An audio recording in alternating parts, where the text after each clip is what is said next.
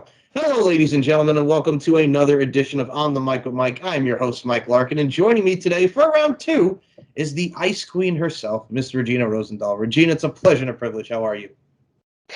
Yay! Thank you so much for having me again. I'm doing all right. How are you?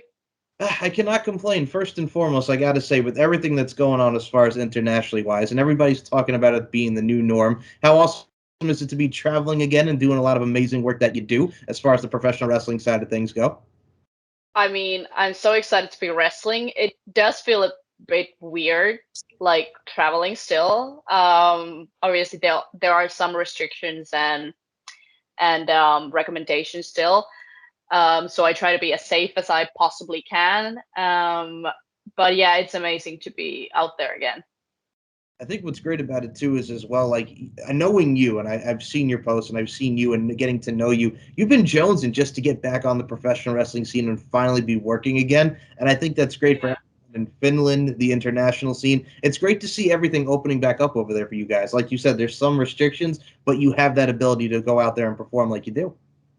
Yeah, definitely. I feel like the pandemic for me personally was like a wake up call. Like when everything stopped, I had to like reevaluate like my goals and what I want to do in my life, and more and more it's just became apparent that pro wrestling is the thing that I want to do, and there's like nothing that even comes close to wrestling for me. Like I like a lot of stuff and I love life in general. Like there are amazing things that I like to do and stuff, but like there's no passion like pro wrestling is for me. So that kind of hit me in a new way. I guess I already knew it, but yeah.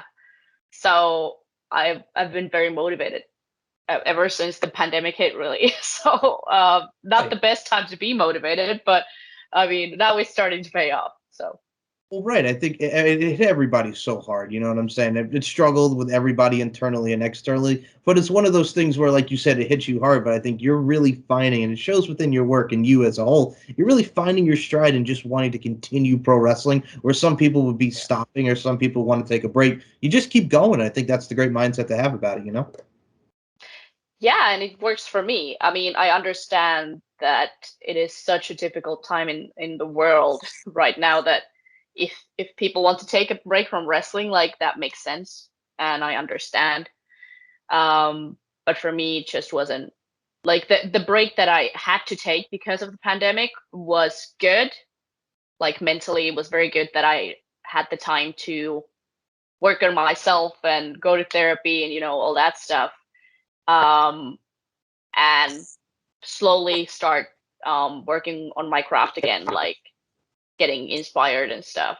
So yeah, I think it shows in my work now that I'm basically full on wrestling again. My spring and summer is like super busy already with wrestling, and looks like the fall might be too. So yeah, fingers crossed. I got to say, during this pandemic, and I got to give you kudos, and I got to say, what I do as a podcaster, we give people the platform to tell their stories. And one of the amazing podcasts that is out there is Wild On. You got a chance to be on with Taylor Wilde, the first ever Knockout Tag Team Champion with Sarita, former Knockouts Champion. How awesome was that?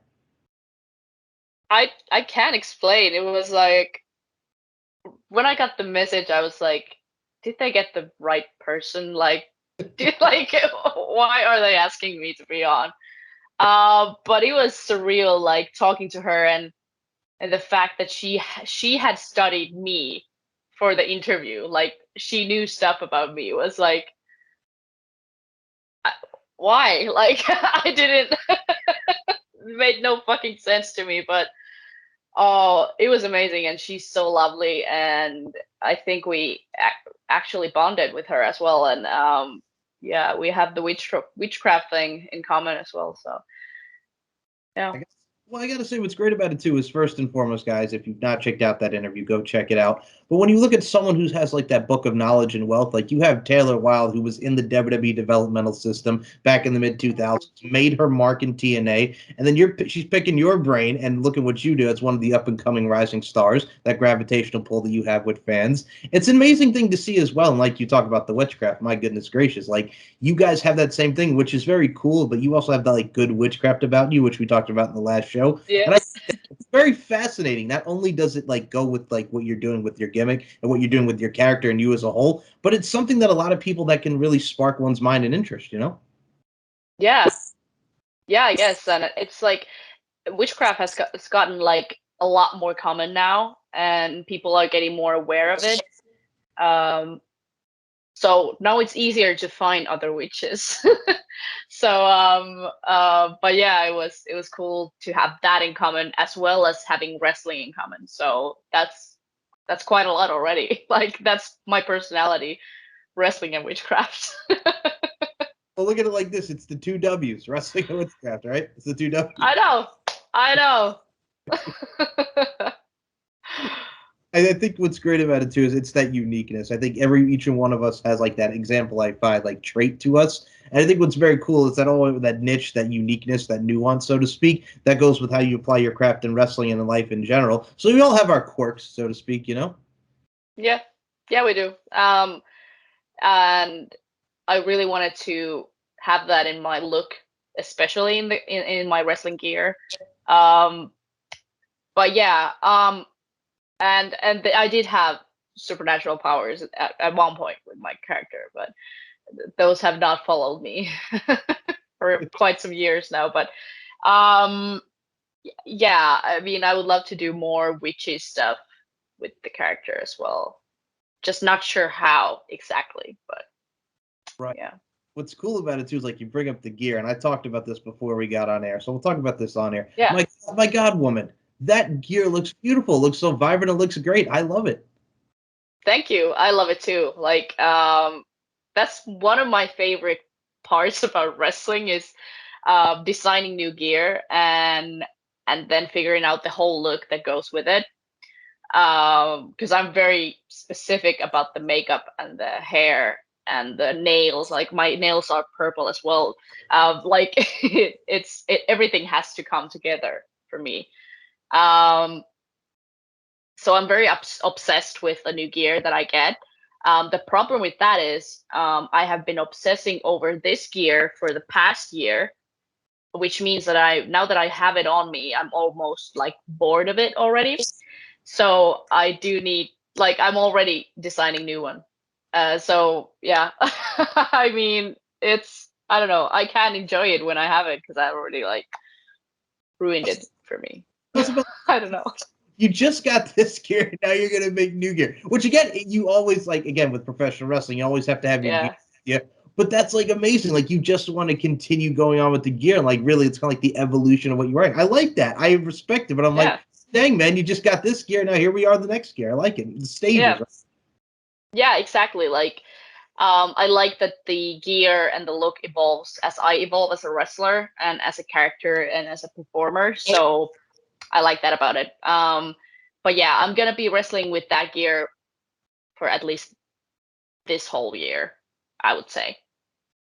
I gotta Yeah. say, what's very cool about what you're doing with that gear is because we saw a lot of great stuff. Like you just wrestled Aisha Raymond. When we're going to talk about this, I Yeah. love Aisha Raymond because of the fact, like I remember when she got announced for the Mae Young Classic. I've been following what she did in the UK and many different wrestling promotions. She wrestled Tony Storm in the Mae Young Classic. She had a lot of great bouts in there, and she was a real focal point, one of the major international talents. How was it like working with her? My God, man, because she just did the thing over the weekend with her. What was that experience like with Aisha? Well, let's start from the beginning because my journey with Aisha started when I moved to Scotland in September of last year. And I started training at her dojo. Um, and we got to know each other. We started liking each other. And I think in October, we had our first match together in Edinburgh for Discovery Wrestling. Um, but we both felt like there was so much like lost potential because it was so quick. Like we didn't have time to really prepare, and we were like mostly just improvising and stuff like that. It was a good match. It was an okay, good, it was a pretty good match. But we felt like there was like a lot a lot more that we could do together. Um, so when it was announced that we were gonna have this match together in Austria, and it was gonna be for the championship, and it was gonna be the main event of the women's show, um, we were quite excited that we were gonna get to have another shot at it. And now we both knew each other better. We knew like how we move in the ring, and how we feel in the ring. Um, so this time, we went a bit harder, and I am so bruised. Like I don't know if you can see it with the Oh, yeah, you can see. yeah. So I'm so my nose started bleeding within like a minute in that match, and I'm like, okay, it's not like I don't think it's a cool thing when people get like hurt in matches. But that was an accident. Like that was not intentional, but it was just it just happened to come to the wrong place. But just imagine how hard she hits. So um, yeah, we did a very nice match. I really like the story that we were able to tell, even though we didn't have a background story with it, because we didn't have a storyline in that promotion before. It was just like a one-off match, but we managed to build a story around it, and kind of got both of our strong female characters like out there, and I think we really made each other better. About to say, first and foremost, when you got this nosebleed like at the start of the match, I'm like, I'm just waiting for like those old school like Japanese like death matches with FMW, and the girls are having that crimson mask. If you guys go hard in the paint like that, but no, I respect that what you're doing with the craft there, and I look for a stance as well. You work with this woman, you get to bond that relationship as well. You have the one match, but then boom, down the line, here we are, a hard fitting matchup, and I look at it from a stance too as well. What I liked about what you guys were doing is it's that gel, it's that Christmas, it's that fluidity. Like you guys are both specimens, and it fits very well to telling the story, like you said so eloquently. Yeah. It was definitely like we matched so well together in our styles, and in how we want to tell stories, in how we wrestle. Even our gears match now because we're both purple. Um, so actually, what we decided after that match, this is the first time we're saying this publicly, but you're getting to be the the what is the word for? Getting the scoop right here is what I'm getting. I'm getting the scoop. Yes, you're getting that. Okay, so we are forming a tag team, an international tag team, and we are like we want to take over the whole world. So On the lookout for this tag team. My God, I'm already going to coin you guys a name. You're dangerous by design. That's what it is. I'll give you a name here. It's dangerous by design. You know. yeah. I mean, that could work. We don't have a name yet. We're figuring it out, so we might steal that. I'm putting that into the universe. Dangerous by design. Yeah. I can't wait for that tag team. Which, first and foremost, congratulations on that, because I think you two will be a dominant force, the irresistible force, the immovable object, coming together and being that dominant on the tag team scene for women. And besides, women's tag teams are some of the best, and you guys are just adding your name to that right now. You know. Yeah, we're uh, kind of like in the Harry Potter when they have the Goblet of Fire. We're like Yes. just chipping in our names. Here we go. Yeah, That's just book it. I mean, we're this is very in the very beginning because it was 2 days ago that we basically came up with this, but we're so excited about this that we're definitely putting this in as a priority because we do see a lot of potential for this. And like you said, like women's tag team wrestling is growing it's getting bigger, it's getting more and more like platform. So I would think like within this year, next year, we could be really anywhere in the world. Hey, there are some makeshift teams that have also come together. I mean, with what they're doing now with WWE, like you got an Italian Shayna Baszler doing their thing. You got Rhea and Liv. You look at the Impact side of things. You have Tennille Dashwood and Madison Rain as the influence, and you've had Tasha Steelz and Kiera Hogan come together. If you have that chemistry, that bond, it doesn't matter if you're makeshift, whatever. If you have that cohesiveness, it works. And especially women's tag teams on the indies and just in general, it's a great time for not just women's wrestling, but the tag team scene. We go back to the 80s with the Jumping Bomb Angels. It's great to have that overall Christmas and fluidity with the tag team scene as well. Yeah.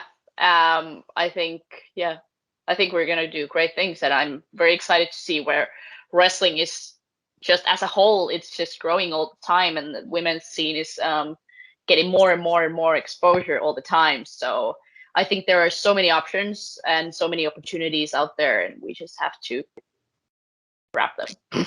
Well, you have to, and I look at it from a stance too as well. And what I love about life is, if you look at life in itself, Regina, life is an art form. We're all just applying our crafts, and especially with professional wrestling, you never stop learning, and it's one of the most amazing crafts out there. So, I mean, if you're doing and equating it to what you're doing in life and applying your craft, then you know what I'm saying. The sky's the limit.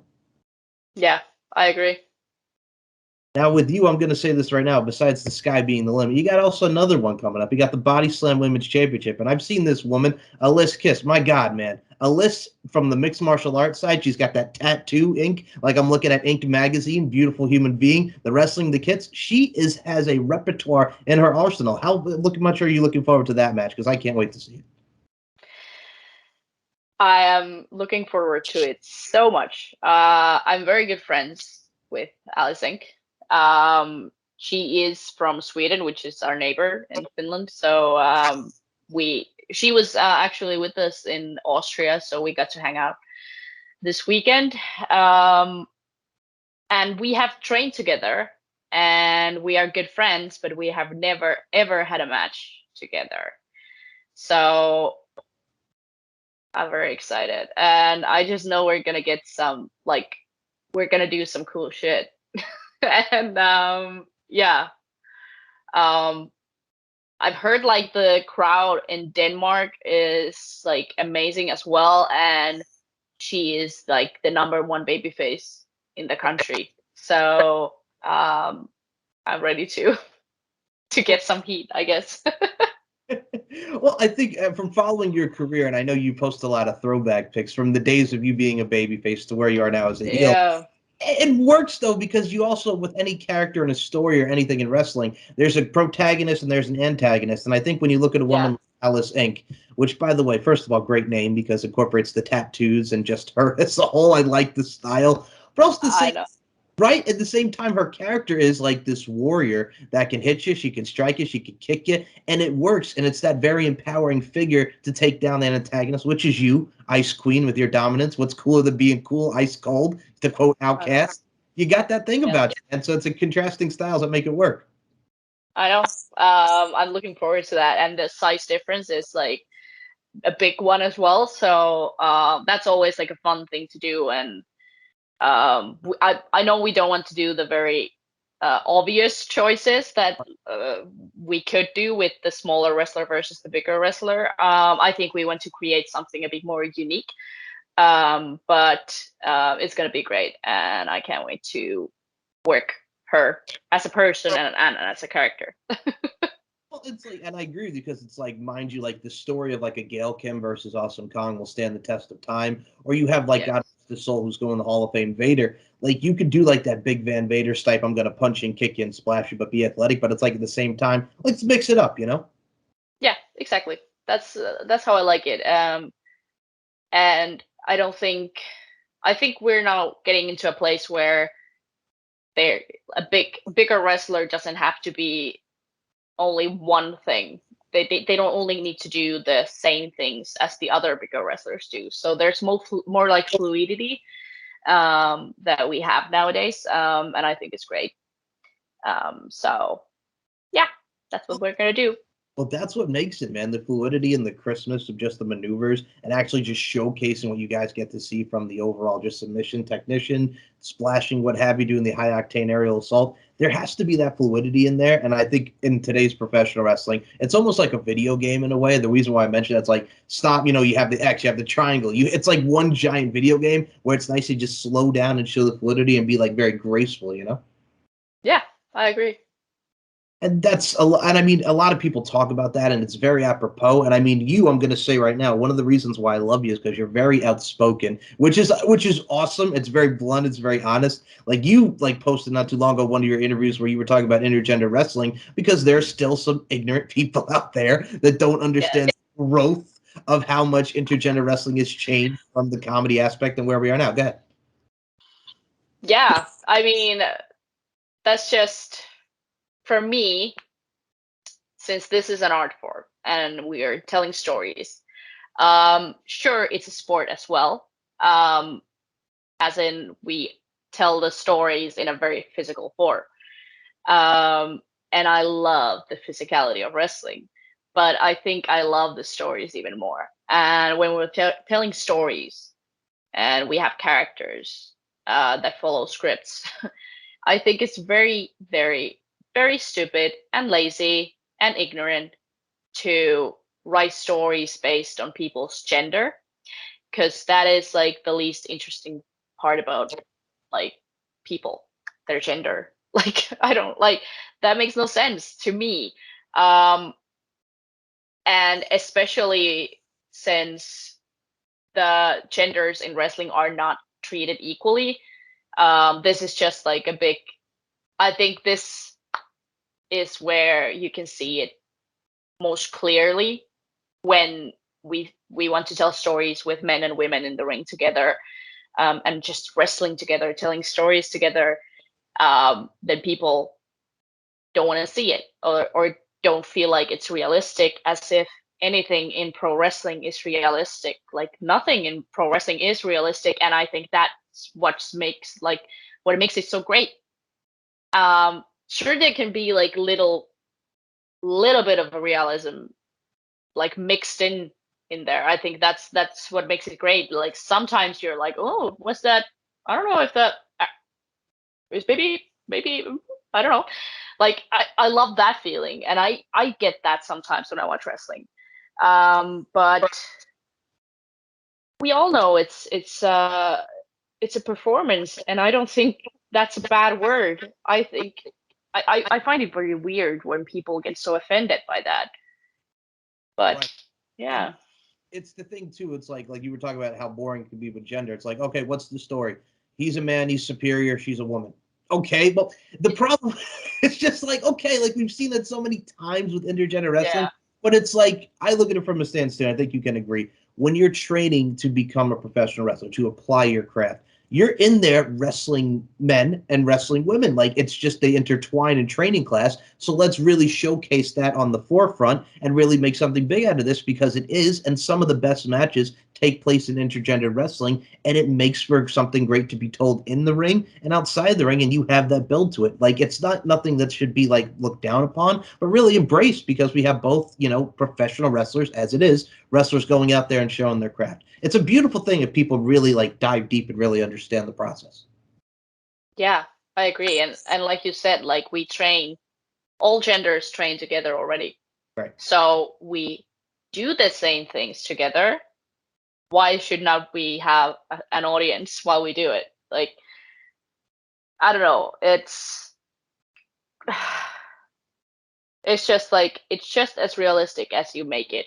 If you want to make it realistic, you can, or you can make it as unrealistic as possible. But that's wrestling. Any wrestling is like that. So yeah, I don't know. In Finland, like we don't have any gender divisions. We don't do that anymore. And that really has made a huge difference in our product and in our brand. And being a feministic pro wrestling organization as well, like that has really made it grow so much. Like we have so much more people working, so many more wrestlers, so much more money coming in, so much more like people and media interested, and just people showing up to our shows and coming again. So I think that the intergender wrestling is a huge part of that. The fact that women, men, and non-binary people are all treated equally. You said it best right there. That's what I love about your promotion and what you guys get to do. It's the united, not divided front, and it's also equality because we really need to have that front put out there. It doesn't matter if you're man, woman, non-binary, what have you. We all have that place and that talent to apply our crafts. So why not just go out there and do it? And I think in today's day and Yeah. age, we get to see that uniqueness and diversity, which I think is awesome. And I mean, there is some ignorance that is out there. I mean, not too long ago, a couple days ago, I'm sure you've seen the story on Twitter. Florida promotion, ARW, Atomic Revolutionary Wrestling. There was an incident with a commentator and what he said about a certain Yes. female in the match. Uh, it's one of those things where you see stuff like that and you're just like, it's a shame. It's disgusting to see that mindset in professional wrestling. But the good news that came out of it is they immediately terminated that guy. So there's some justice involved, you know? Yeah, but that's just one example, but like it's so common, and it's not always that obvious Yeah. either. Like there are still like a lot of people with that attitude towards women, and there's just so much misogyny in wrestling, in many locker rooms, in many audiences. um and I think we just need to weed that out, and we need to be like making this place better for like future generations, even though I'm still a young generation of wrestling, but I'm already like thinking ahead, that I don't want like 20 years from now, when there's a new girl starting wrestling, I don't want her to have to go through what I did, you know? So that's like, we need to make it better, like all of us together. Like we can't just expect minorities to make it better. Like it has to come from the more privileged wrestlers, which is, well, in wrestling, it's white man is the top.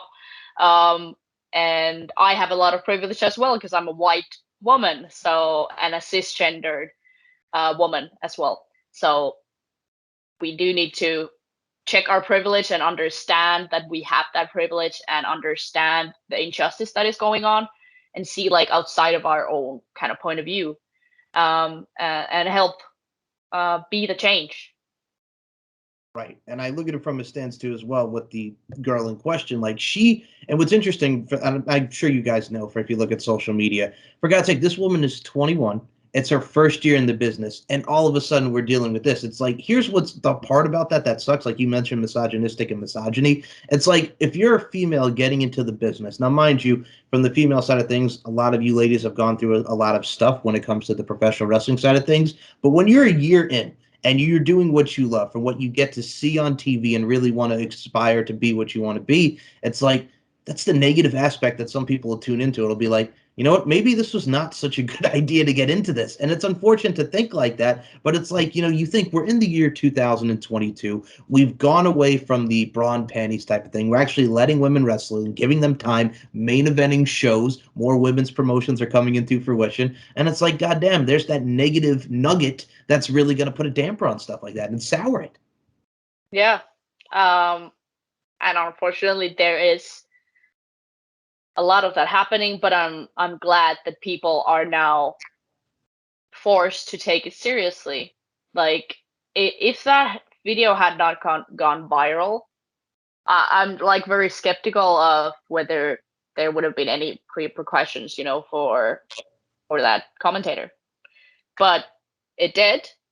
So I think, and I'm not saying like fire immediately because you said something like this. Like I'm saying, call that shit out, and make sure that they understand that that is not right. That is misogynistic, and it has no place.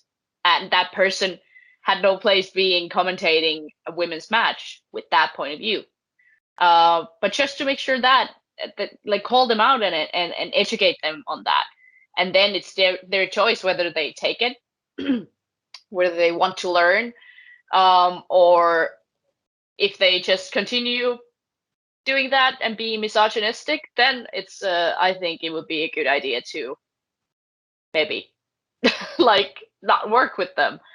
But yeah, I'm all for like hearing their side. Well, I don't actually care about their side, but I'm but I'm all for like giving people a second chance, because like people have been raised in such different places, in such different environments, um, and people make mistakes. We just do. So I think that's important as well to have a conversation. But when there is a constant misuse of power or constant bullying, sexism, racism, transphobia, whatever it is, and people are not willing to learn, then I think calling out and like this cancel culture is very much needed in those situations. So I'm not against cancel culture at all. I think I understand where it comes from, but I think there needs to be conversation first. Right, and that's the thing, and I understand it too. And I know people, I like also you put the quotes with the cancel culture because it's very quote unquote because of how everybody Yeah, defines it nowadays. But it's like yeah, having a conversation of like, hey, what you said was wrong. This is why it's wrong. Let me break it down to you. Don't do it yeah, again. But if you do it yeah, again, there's going to be repercussions for your actions. That's just yeah, basic. yeah, exactly. And I think that's how it should work. But I'm not like interested in babying men about like Right. I'm not interested in like their emotions when it comes to like human rights or having a safe workplace for everyone. Like I don't care if you like used to be able to say whatever you wanted and make jokes or whatever, and now people are saying that that's not a cool thing to do because you're actually making this environment unsafe for other people while doing that.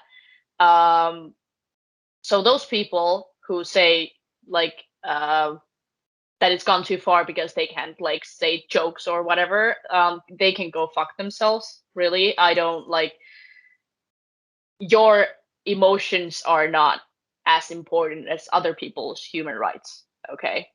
Right. No, one 1,000%. And I mean, for me, and we've talked about this, like again, raised by an amazing mother, and really just having that women around me. I know, treat others to be, how they want to be treated as far as respect in women, but I also look at it from a stance too as well. It's like, god dang, man, from the like you talk about the misogynistic and everything that we encompassed in this conversation. It's like, man, sometimes we just got to be better because how you act through our words and our actions, man, there's a lot of toxicity that goes around, and you really don't want to be in a toxic environment because that's unfortunate. What you're doing is you're creating a toxic environment for people. Yeah, exactly. And I think it's very important to just call out people like, and with my friends who are most of them are wrestlers as well. We call each other out if someone says like a joke that might be harmful for someone, even if there's no one in the room that it might be harmful to or something. We always like call each other out, or from the decisions we make like in wrestling, or because a lot of us are in positions of power as well, so we're like constantly like checking like each other like and making sure that it's like that we get better as human beings all the time.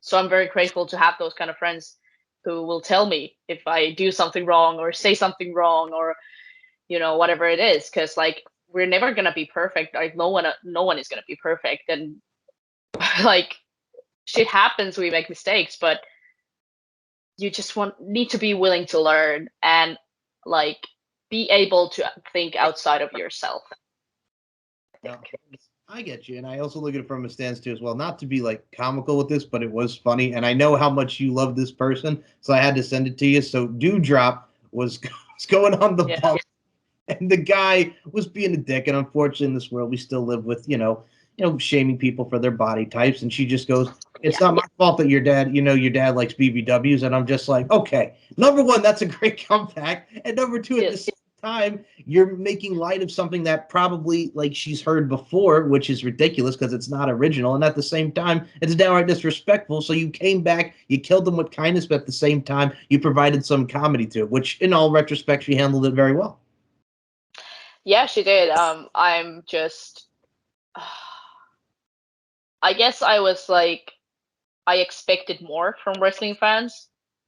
I like expected us to be further in our like views of what a female wrestler can be or look like. Um, so I guess like the amount of hate she gets was a shock to me. Like, she shouldn't have to have those tweets, and she shouldn't have to respond or even think of a funny comeback. You know, Right. like she should have a right to be herself and do what she loves and do what she like work, do her job, without being harassed. And I know all female wrestlers get harassed so much. And I know male wrestlers get harassed. Not as much, but still it happens. Um, so there is like a weird culture still where people just want to talk shit about other people or like be mean or say something about other people's like looks. I think that is so weird. Like I can understand if you like don't like someone's wrestling. Maybe you can tweet that. Like I don't know. Like that's your opinion, sure, but like why would you even have an opinion? Like sure you can have an opinion on someone's looks, but like why would you feel entitled to say that like on a tweet or something? That feels so surreal to me. Like who are these people? Who are Well, they? they're ass wipes is what they are. But I also, but I hear you 1,000%. But I look at it too. You look at the '90s. We had an imposing figure like Bull Nakano. Like one of the best women's feuds in the '90s was Bull Nakano and Alundra Blaze Medusa. Bull Nakano is the statuesque figure. I mean, you had a woman like Bertha Faye. Yes, she was used as a comedy figure, but if you look at her role in Japan, like she was this badass, strong ass woman, and she could tear you down just like that. And also at the same time, you like we mentioned China and so many imposing female figures.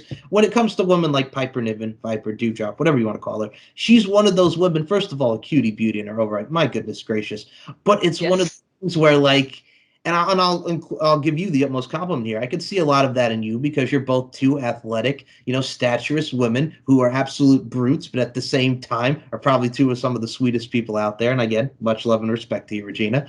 But it's one of those things where everything encapsulates and encompasses where it's like, God dang, man, there's talent here, there's fierceness, there's ferocity, and like, don't do that. You know what I'm saying? Like, she's wrestled Kaylee Ray, ICW, whether her Viper character, Dewdrop. She's making everything work. She's hitting on all cylinders. The work rate is there. She's being featured on pay per view. She is one of the integral parts now on Monday Night Raw, and she's getting the time that she rightfully deserves. And just because you want to make it insensitive and an ignoramus comment, it's like, come on now, man.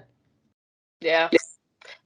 But I guess like yeah, people have like usually people who comment on stuff like that on other people have like deep issues with themselves that they're just, you know, they can't handle it, and so that like reflects on how they treat other people. And it's fucking wrong. Like go to therapy. But yeah, it happens. I think that there's like a lot of I have a lot of therapy to still go through if I want to, get more exposure in wrestling because those are gonna keep coming at me as well, like a lot more. Like the more I get exposure, the more there's hate comments as well. So I probably need to sort my brain out for that.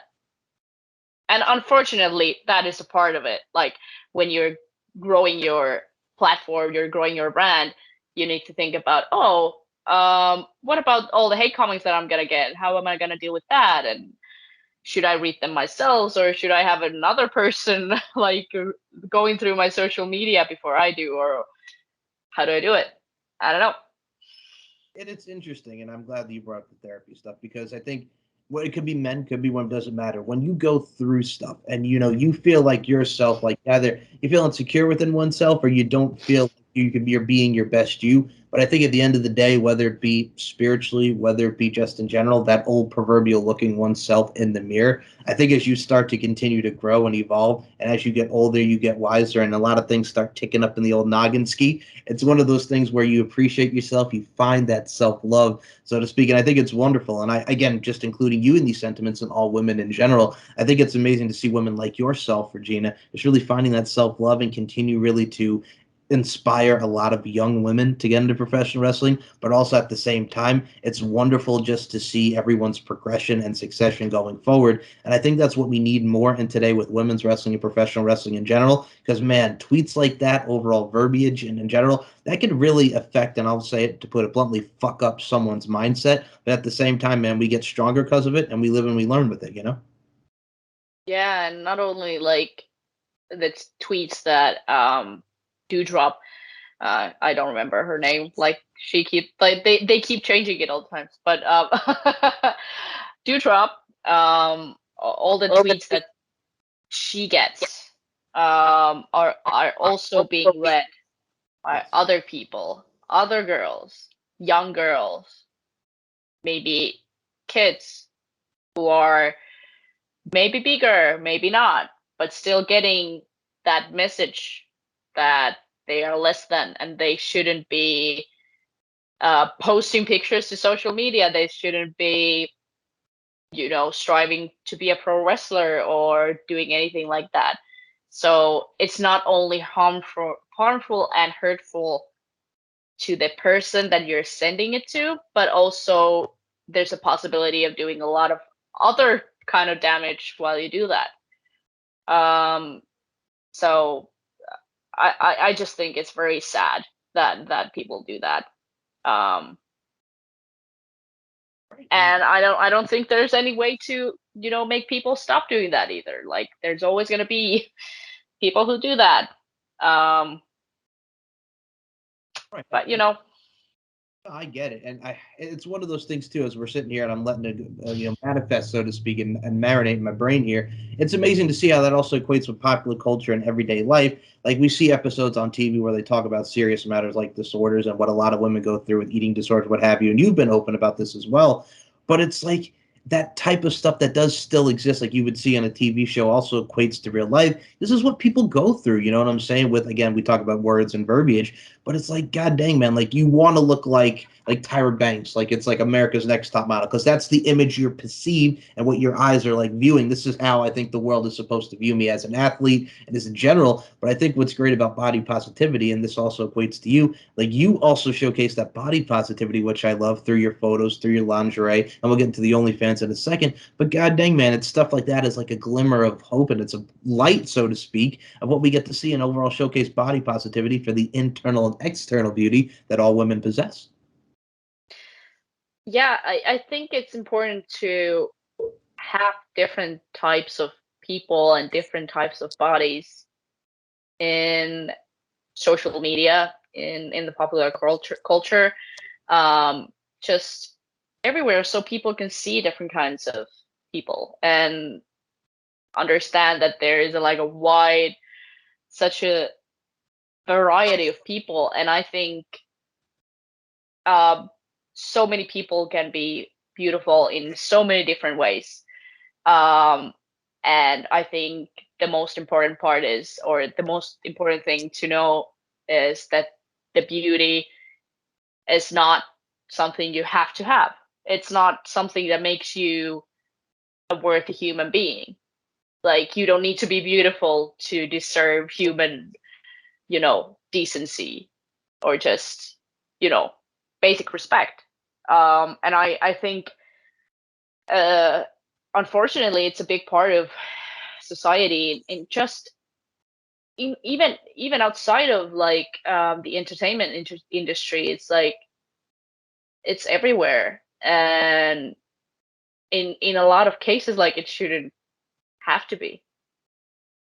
Right. So I think I'm hoping, and it seems like it's getting better, and it's like we're slowly getting to a place where accepting yourself as you are is considered okay. It's like an okay thing to do. Um, so I'm hoping we're going we're gonna keep going in that direction, I hope. Onward and upward on the up and up, absolutely. And I mean, Yeah. didn't show within your recent photos, like we were talking about Aisha Raymond earlier, like the tag team, like the camaraderie. Like I said, that locker room, and then you put up a lot of great photos on your Instagram. That locker room, man, it's just a good time. It's all smiles. Like I said, it's great. It's great to see the camaraderie that still exists in professional wrestling. Like I love the locker room photos that you always post. Yeah, I mean, I think especially between the women, I think it has changed so much because when I started, it was also almost like this pick me culture still, where you were supposed to be like one of the guys to be considered like uh I don't know, like a real professional, or you're one of the guys, so you're a good wrestler and you can take a joke and stuff like that. It was a very toxic environment, and there was so much like toxic competition. And don't get me wrong, I think there has to be competition so that we all get better and better, but this, because there were so little spots for women when I started. It was like the one women's match on a show, if that. um, and basically there was a place for two women on the card. So yeah, it was a lot more brutal environment back then, and I understand why it was why a lot of women like went to that pick me culture, and even I was like go being like one of the guys almost, just to like make myself less feminine, or make myself less of a female wrestler, so I would be taken seriously, if that makes sense. And it's such a shame that I thought I had to do that. But I was very, very young. I started straight out of high school as well. Um, but it was almost like emotional to me, the show last weekend, when I realized that there's like this 10, I think it was 10 or 11 of us women, and we were just sitting in the locker room drinking beer after the show. It is just making that clear. After the show, and just like talking about wrestling and life, and yeah, and we just sat together up until like 4 a.m. when the first people had to leave for the airport. Um, yeah, so it was like, it's so cool. There was such a variety of female wrestlers. Like, the talent was amazing, and we were all so different, and we all looked so different. And just sitting there and being like, they all paid us to be here, and we are professionals, and we are like, um we're here together, and we're like supporting each other. Right. And just to think back on when I started, it was like, it's so different, and I love it. I love it. I hope that we just keep that up um, going forward, because we don't need to be less women. We don't need to make ourselves like hide our femininity or whatever to be considered credible or anything. Um, and that's what I've been trying to do with my wrestling as well. Like, people hate like certain moves because they're like like for females, or like these women do these moves. Now I've started to use those moves. I Most of my like move set is from Nikki Bella, honestly, because she gets so much shit from wrestling like she does, and I'm like, Yeah. okay, I'll just do what she does then. And like, it's almost like a protest, but but yeah, I don't want to have to be less of a woman to be a professional wrestler. Right. And I mean, coming back, like you were talking about, like where you started from young and now where you are. I mean, the locker room is like, it's almost like sometimes with the females, like look at like the Regina Georges, like, you know what I'm saying? It's like you're in like it's like you're in the real life Mean Girls, you know? That's what you Yeah. guys do a deal. and endure, and it's like back in the day where it's like if you couldn't take a joke, then like you know what I'm saying? Like it's amazing to see from where like locker rooms in general, like in the mid 2000s to where we are in 2022, it's changed and the landscape has changed. And I mean, for God's sake, Yeah. man, like I saw you talk, put your throwback up, like even Tony Storm, for God's sake. First and foremost, Tony Storm, who is absolutely amazing, and she's doing Yeah. her thing on OnlyFans now. How awesome is that to see Tony Storm come from that mental, what she was going through, like that mental breaking point that she had in WWE with the travel and everything, where she is now. She's doing OnlyFans, so I'm sure she'll do more indies. But god dang, man, Tony Storm is back on the loop. She is, and I think she's gonna be a millionaire soon. I'm just saying. Oh my god, money she accumulated for OnlyFans. Jeez Louise. Well, I mean, I'll be honest with you, and I'll say this to wrestling fans. What did you expect? And number one, it's Tony Storm, who's drop dead gorgeous. And number two, Yes. she has that popularity, she has that following, and she's just a likable human being. And she truly is, right? Yeah, she is. Honestly, like, we were both very very young when we wrestled together. It was only for one day, but she was very nice and very respectful for everyone. Very humble, and I think seeing how she grew and where she basically got to the top, like almost like if you consider like WWE and being a champion in WWE kind of the top. Obviously there are different ideas of what the top is nowadays, but I think uh, one could argue that that would be a top in the business. But she was very close to that, so she really made it, and she's still super young, so she can still do so many things in wrestling if she wants to. But I think I don't know. I haven't talked to her in a couple of years, but I think um, even if she chooses to stop or quit wrestling right now, I think her career so far was amazing. Like, what more can you hope for, really? Right, like she got to win the Mae Young Classic at Evolution and compete in the first female all pay per view for WWE. Former NXT Yeah, UK Women's Champion, did NXT. She was on the Survivor Series team. She's had a lot of accomplishments and goals, and I mean, now doing her thing with OnlyFans, I mean, it gets to showcase her as far as the sex appeal and just the overall fun and vibrancy she possesses. I'm going to talk about you in this as well with your OnlyFans. My God, woman, if not what we see just from your lingerie, what we get to see on Instagram and what you overall post with your immaculate photos, we get to see that appeal on your OnlyFans too as well. Now, how was that for you doing your thing on the OnlyFans, Miss Regina Rosendahl? well, I mean, I thought about it for so long before I started it. I just wanted to make sure like that I was like cool with everything. Like I wanted to make sure that I knew what were my limits were and stuff like that. Um, but when I started, it was like so natural, like because especially in Finland, like nudity is not like a taboo at all. Like we're nude all the time, so getting like posting those kind of pictures is not really like pictures and videos, but it's not like that much of it's not that big of a deal really, and it's like it's very empowering and like very I feel like I can be very much like myself. Sometimes I like to play characters as well, but it's like those are parts of me as well. So yeah, I I really like doing it, but I've also been um well obviously because of my mental health I sometimes get lazy posting, but I'm there every week and I'm answering messages and that's a big part of it as well, like messages and just talking to people. Um but yeah, it's a nice thing and it's like a good income with wrestling as well.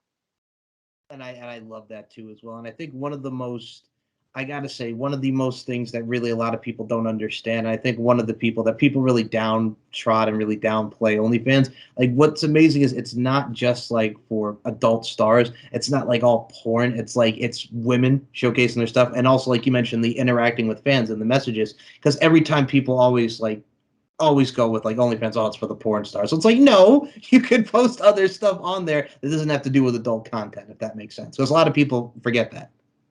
Yeah, but like, there's absolutely nothing wrong with doing Of porn course. or do like posting adult content, and I don't think I'd classify as porn, but I guess, I guess you could call it sex work in a way, because like I talk about with people like about their maybe whatever it is, and I do post sexy pictures, so it is like a form of sex work still, even though I don't do porn Right. or I don't meet anybody or I don't, you know, but it's I think it's a form of sex work.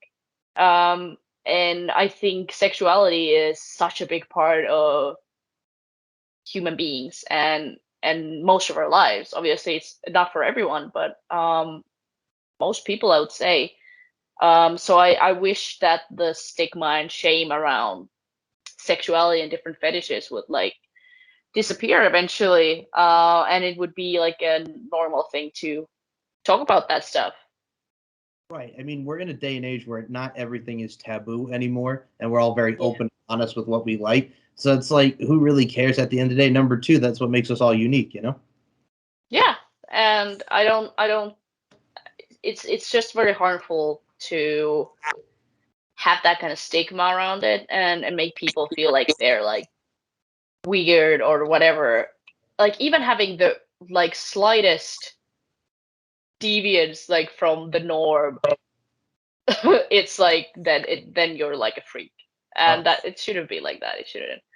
So yeah, I want to like I wish like nudity and sexuality and all that would be a bit more accepted in in our society, but we're getting there as well, I think, I, slowly.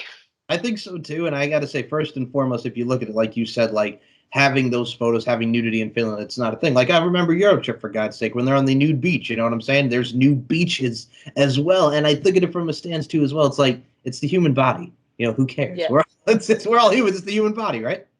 exactly. And just being nude is not, it doesn't have to be sexual. I think that's also like very uh, important to understand. Nudity can be sexual, but it's not as in itself. So so yeah, like a nude beach, like you said, like it's a beach and people are Dude. on a beach. So I mean, and also it's it's liberating. It's freedom. That's what it is. You know, it's liberating. yeah. Yeah, and but obviously it's not for everyone. It doesn't mean that everyone has to be nude on a beach. Like no, and it's still like covering yourself up or not covering yourself up. Like we should all have that right. And I'm not saying we should be nude everywhere. Like I understand that it's not the way to go. But there are places and it shouldn't be something to be ashamed of. No, Yeah. not at all. Well, it's not like we're gonna go up to people and say, "Hey, you must get naked now." No, I mean it's one of Yeah. those. It's one of those things where, again, a lot of things in life, whether it's very optional or what have you, it's one of those things where if you got it, flaunt it. Number one, but at the same time, too, if that's how you enjoy your life and you're not hurting anybody, then live it up. You know. Yeah, exactly. And I think that's the important part. Like if you're not hurting anybody, that's the thing to remember. So yeah, as long as those rules are intact, then go ahead. And I'm gonna say this as well because we're talking about your scars, which I got to see the brutality that you took out from your match. Raymond, my goodness gracious, woman. But what I love about it too is like we're mentioning the locker room and how like you get that emotional. You wear your heart on your sleeve, so to speak, and you have that camaraderie with the women. Like WWE, like everybody says what they say, you know, about the Saudi Arabia events. But I mean, you had Renee Paquette as in commentary, so we see women. Then here's a women's match with Natalia and Lacey Evans. Then there's Bailey and They Know Me. And like what we did, like what recently with Becky and Lita, which Lita looks amazing and she's still got it. But there were 12 women who performed at that Elimination Chamber pay-per-view. 12 women. So there's that progress over there in Saudi Arabia a little bit, you know, 12 women performing all on one show. Yeah, I mean, I would have never imagined that that would have happened. So, I'm glad. It still feels sketchy to me, the whole deal, but I'm glad that they are getting women on the card and showing that progressive side that they can have if they want to. So And I also think it's like for everybody in general. Yes, I understand about the sketchy side of things, but I also look at it from a stance. If you look at the other side, there's somewhat progress. You know what I'm saying? Because I mean, like here's the thing. For young women, like it's great. Like I mentioned, Italian Lacey Evans. Like for us, it's like okay, it's another episode of Raw that we've had here. You know, we've seen it on Raw, but it's like you see those girls' faces light up, and it gives them that hope. And that's what a lot of people talk about with professional wrestling in general, in different countries, different cultures, so to speak. We all need that hope. You know what I'm saying? So hopefully, if that continues to bring hope, I think that's wonderful, and we could change the world one step at a time. You know? yeah, and I think every every performance is always political, even if you don't want it to be. Like you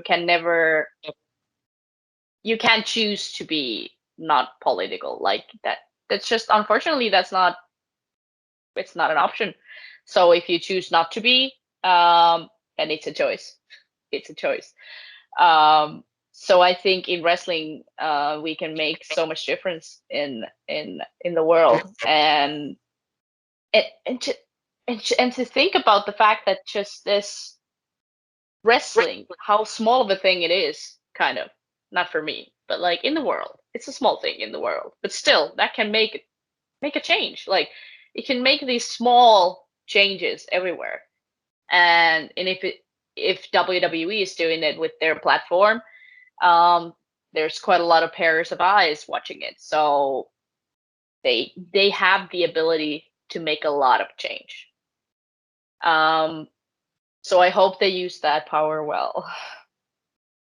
To quote the late great Michael Jackson, make that change. You know what I'm saying? We got to start and make that change. So I think that's what Yes. we see in professional wrestling, from WWE, AEW, Impact Wrestling to in the UK to all over in Finland. What you're doing, I think it's an amazing time for women's wrestling and professional wrestling to be a fan, because there's, like we mentioned, such a variety and there's such great art forms being crafted in the world of professional wrestling. And Regina Rosendahl, before we go, I got to say this right now. It's always a pleasure and a privilege to pick your brain and to get your overall opinions and sentiments, because I got to say, an intelligent mind and a very blunt and honest person. I always love interviewing you, and you're definitely coming on for round 3. I love talking to you.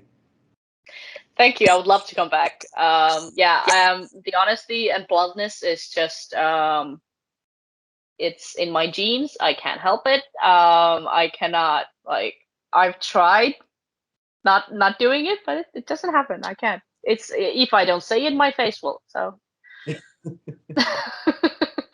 Regina, it's all love and respect there. I love what you're doing, and I got to say, I can't wish you nothing but continued success. You're really on the onward and upward, and I love to see it. thank you so much. You're very welcome. Now, before we close this out, promote the Instagram, the Twitter, the Facebook, the TikTok, the OnlyFans. You're on a whole buttload of social media, man. Please, the forum is yours. Yeah. Okay, so as you might know, my Instagram was Oh, deleted. what happened? What happened with that? How did that even Uh, happen? I don't know. They didn't tell me. They just said that they expect that there has been a misuse or like something with the rules, like something that Oh, goes against their rules. But they didn't say what, and I never got like none of my pictures got like flagged or anything. I never got anything taken down, so I don't really know why. But I put a lot of work on my Instagram, so that was a hard hit, and the community that's why I was the community yeah guidelines get you. yeah.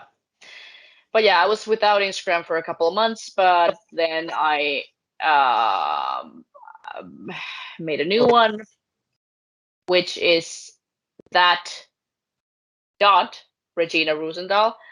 And then my Twitter is the same, but I have changed that handle as well because I want everything to be the same. So it's that Regina.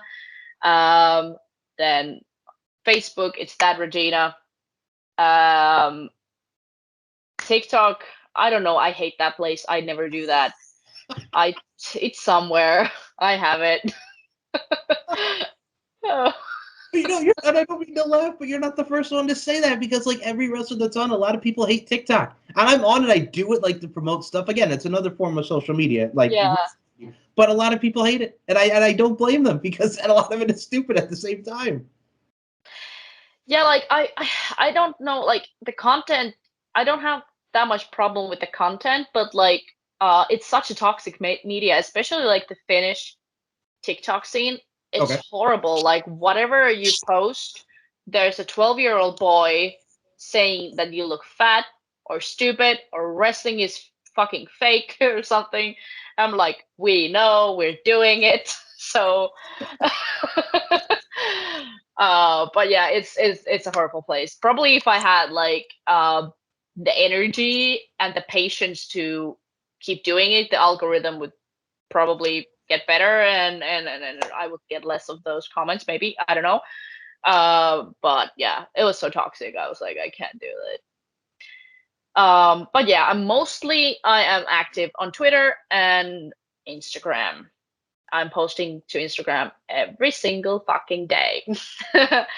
and and I also have YouTube. So All I right. don't remember what that is called, but Links. Regina Rosendahl on YouTube. You can find it.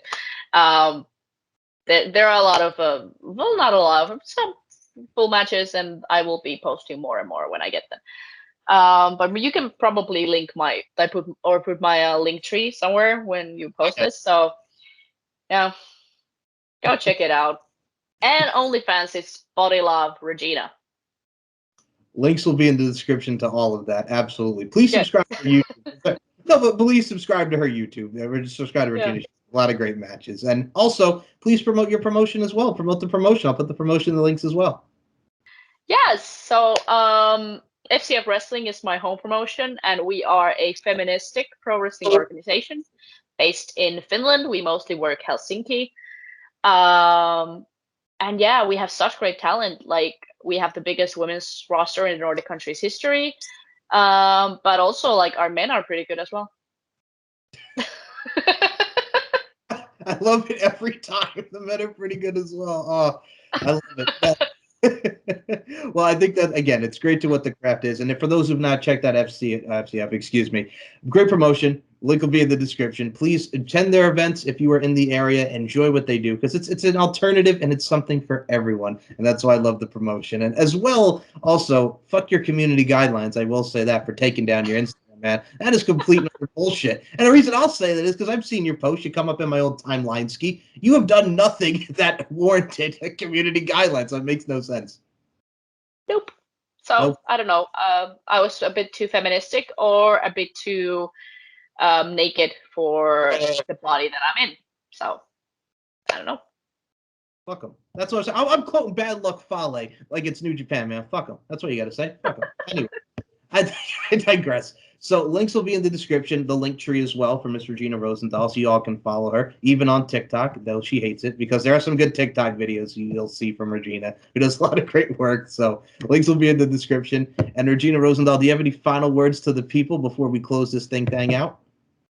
Don't be a dick. Beautifully and eloquently said. Be better, people. Don't be a dick. Fuck them. We'll be here all day with the overall verbiage. And as I always say to close this out, bluntly and honestly, beauty, strength, and dominance, the three key elements that make women the work of art that they are, and the ice queen, all women are queens, Regina Rosendahl. Thank you so much for your time. Thank you.